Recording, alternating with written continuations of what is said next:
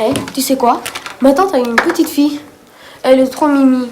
Ça fait bizarre de voir un si petit bébé. Mais elle dort tout le temps. C'est normal, à cet âge-là, le sommeil est quasi permanent. Le sommeil est très important pour le bébé qui vient de naître, car il favorise son développement. Mais quand on dort, on fait rien, on se repose. C'est quand elle est éveillée, qu'elle regarde, qu'elle grandit, qu'elle... je sais pas moi. Lou. Bah en gros, elle te ressemble quoi. Et ta tante, ça va? Oui, ça va.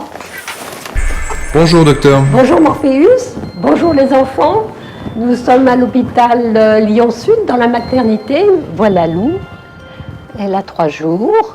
C'est un bébé qui est en pleine forme, qui n'a absolument aucun problème. Et on va la filmer pendant son sommeil. Hein? On voit très très bien les mouvements oculaires rapides. Hein? C'est comme au cours du sommeil paradoxal, sauf que chez l'adulte, les mouvements oculaires finalement sont beaucoup moins fréquents.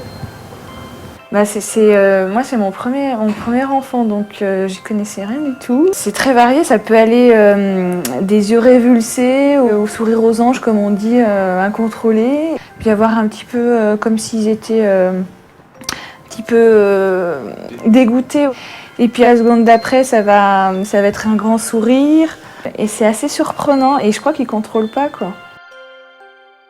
Le nouveau-né dort à peu près 16 heures en moyenne par jour. Ce sommeil est très très important, en particulier le sommeil agité, qui est pour nous l'équivalent du sommeil paradoxal. Et ce sommeil permet la maturation et le développement du cerveau du nouveau-né. Il correspond à peu près à 50 à 60% du temps de sommeil, alors que chez l'adulte, son temps de sommeil paradoxal est beaucoup moins important. Ah, mais je savais pas tout ça, moi. En réalité, vous savez, le sommeil c'est très important. Par exemple, c'est surtout pendant que vous dormez que vous grandissez. Ah bon? Mais c'est une autre histoire.